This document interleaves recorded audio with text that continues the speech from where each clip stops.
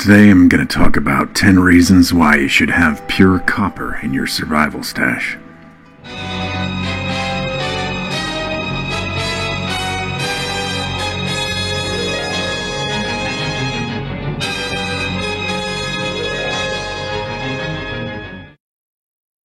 Copper bullion bars and .999 pure copper coins. You may have seen these and considered them a novelty not worth your time. After all, copper is cheap and common and can be found in pipes and wiring to the point where owning a pound of it in bar form is hardly worth the trouble to store, right? As an SHTF WROL Teotihuacan apocalyptic prep, however, having a few bars of .999 pure copper or a bag of 50 shiny pure copper 1 or 2 ounce coins is something you may want to seriously consider, and for different reasons you may want both. You may even decide to melt and pour your own from electrical copper wire or scrap. Whatever your vehicle for obtaining pure copper, I'm going to make the case here for why you really do want to have some on hand, especially out in an off-grid, remote location or survival situation. 1. You don't always know what tools you'll need until you need them. You can load up your backpack or fill your home with dozens of tools and knives, but what if you need something unusual or unique, or as a part for repair? In a post-apocalyptic world away from civilization, you can't go online to Amazon and order that odd item, but you could make it with the right materials and knowledge.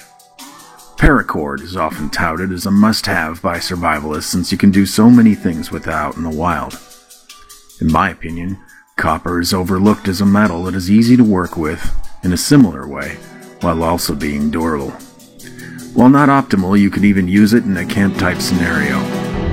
Simple items like pins, rings, hooks, crude knives, and axe heads can be made from poured or hammered copper with little more than a campfire and a simple bellows, and some basic knowledge of metalworking. Even if you aren't skilled in metal casting or hammering techniques, you may know someone who is and can use your raw materials to make your tool for you. I'm certainly no expert myself.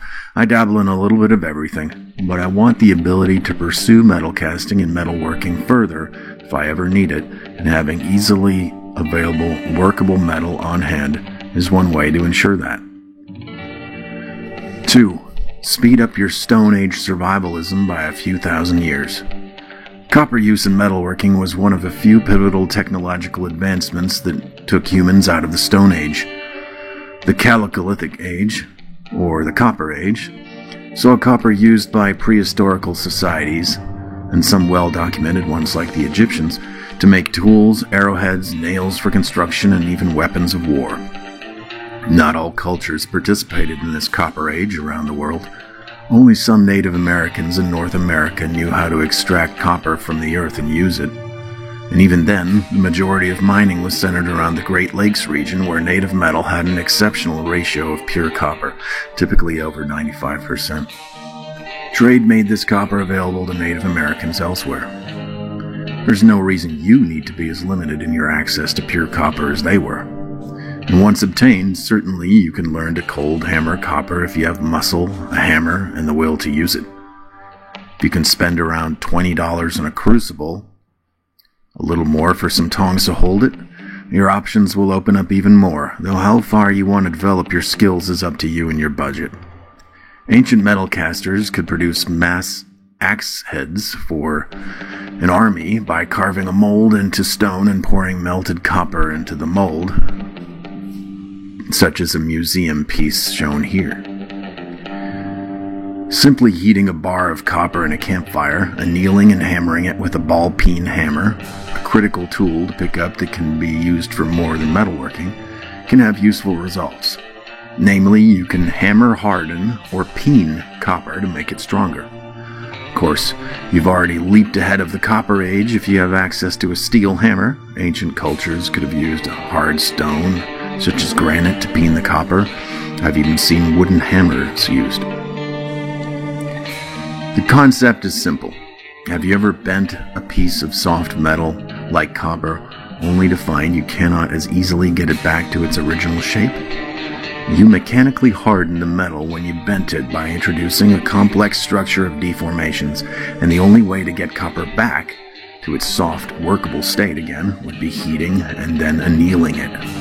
Ultimately, going beyond all the work of using a primitive method of having to extract copper from ore, and rather having a metal available immediately that you can work into a specific desired form you may need, is a key reason to own copper in bar or coin form.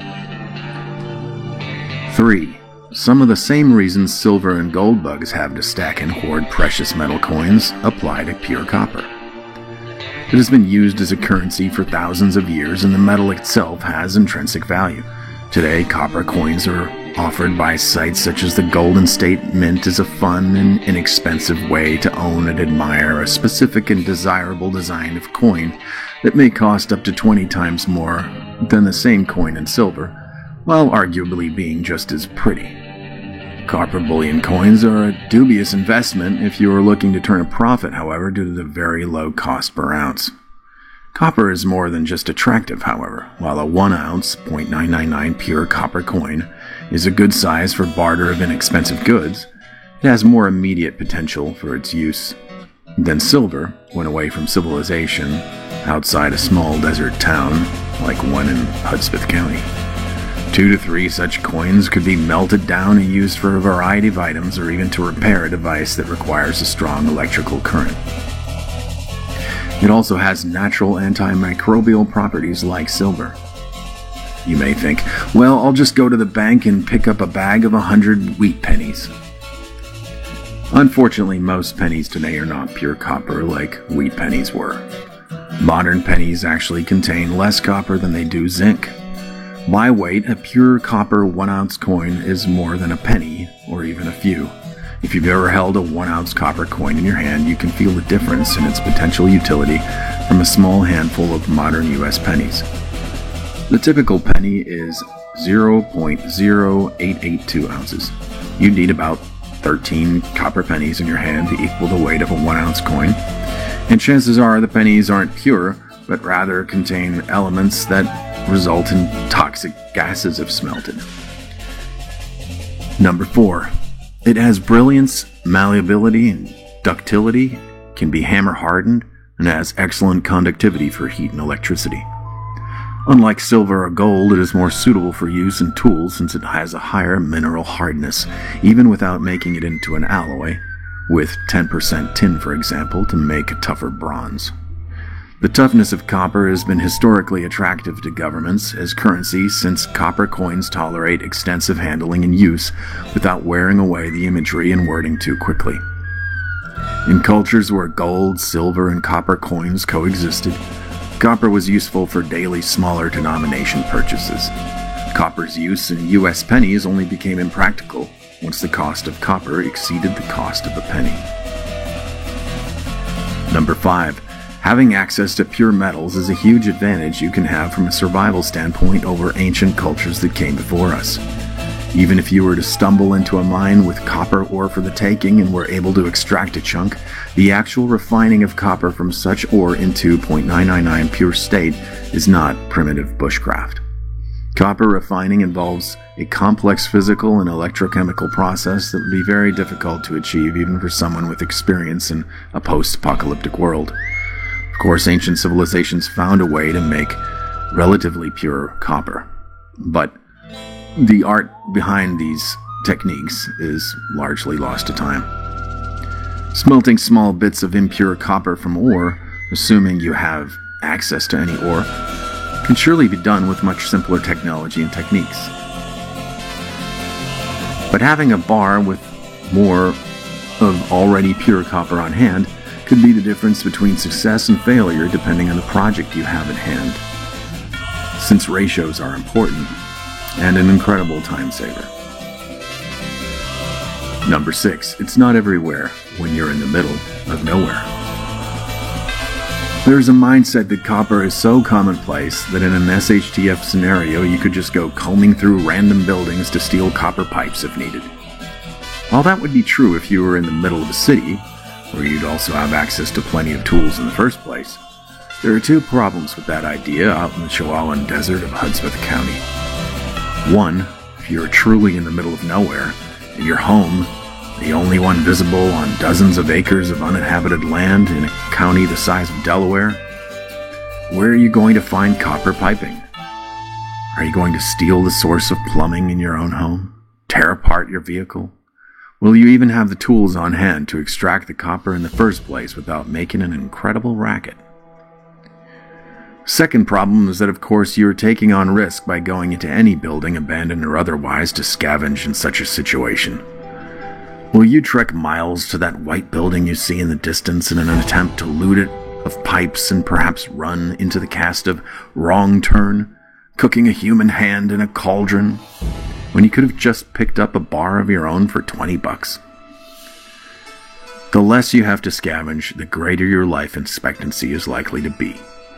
Pick up just one block of pure copper on your budget next paycheck, instead of that second takeout pizza and overpriced liter of carbonated sugar water. Number 7. 0.999 pure is pure. Smelting impure copper ore can result in dangerous releases of gases such as arsenic and sulfuric acid. The zinc in pennies can turn into a toxic zinc oxide gas if you smelt them down for copper. If you're an amateur with a limited setup, it's better to stick with something pure. If you insist on avoiding pure copper and prefer going with pennies, pre-1982 US pennies are 95% copper. It's the 5% that will give you trouble if you don't do it outside and with a fume hood. It's also worth noting that copper pipes are typically not 0.999 pure copper. Sorry, apocalyptic pipe thieves. They are very close, but a very small amount of phosphorus, less than 1%, is added to copper piping, which reduces the electrical and thermal conductivity in an outsized way to about 85% of pure copper. On the other hand, if you intend to heat pipe copper to half its boiling point and anneal it so you can hammer it to shape, the alloys and additives like this become less of a concern. It really depends on what you want to do with the copper. I make no claims to expertise in metallurgy, the science of alloys, but you should note that some alloys or impurities might not be as easy to separate the pure copper from without special modern tools, exact temperatures, and uncommon chemicals like muriatic acid. A 0.999 pure copper bar might be worth having in your preps, simply as a time saver and a safer choice. Number 8. Use it again for another purpose and another tool. Once blunted beyond recognition, your copper knife, axe, or warped ring can be smelted down and reformed into a shiny new tool. Perhaps you have some wood that you need to nail together, but the nearest hardware store is 100 miles away and swarming with zombies. You could make some simpler copper nails. The possibilities are endless and repeatable. It's a long-term prep to own. Portability. Number 9. A decent-sized pure copper bar or 25 1-ounce coins can easily fit in a bug-out bag. Generally, the coins come in tubes from Mint, if you buy several, which is a decent compact container to throw in a bag that doesn't jingle with noise when moved like a bag of coins would. I'd recommend a single bar of copper large enough to make an axe head or a knife, but a tube or two of coins can also have their merits, namely the added ability to be used as barter.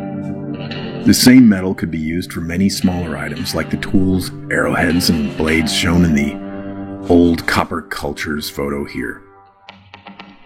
You can absolutely use recycled electrical copper wire that's been poured into bars. You may even opt to do that yourself and make your own portable copper if you have some scrap available.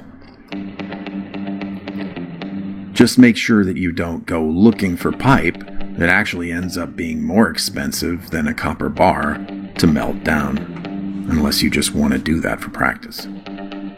You could even wear some copper. More on that later. Number 10. It's an unusual contrarian prep and can lead to a valuable skill set. When your MAG, your mutual assistance group, hunkers down for the apocalypse, most of them will have followed the conventional advice around what they should have put in their bug-out bags or bunkers or what they're homesteading. When you show up with your crucible for melting, your ball-peen hammer, and enough pure copper to make some custom tools and other useful items straight away, not to mention recycling other metals, just watch the potential for toxic fumes with those. You could be their go-to person for metalworking and casting. If you are serious about this path, then there are plenty of resources online to develop your knowledge, even online classes, like one I'll link to on making a simple copper cup from pipe. Or if you're more of the lone wolf type, you could train your skill and work product for other necessary items on the road. I hope you enjoyed my 10 reasons for why you would need pure copper. In an upcoming video, I'll delve deeper into the topic. Hopefully you'll find some interest in that. If you like this video, please leave a like or a comment. Appreciate it, and I'll talk to you guys next time here at the Hudsmith Bug Out.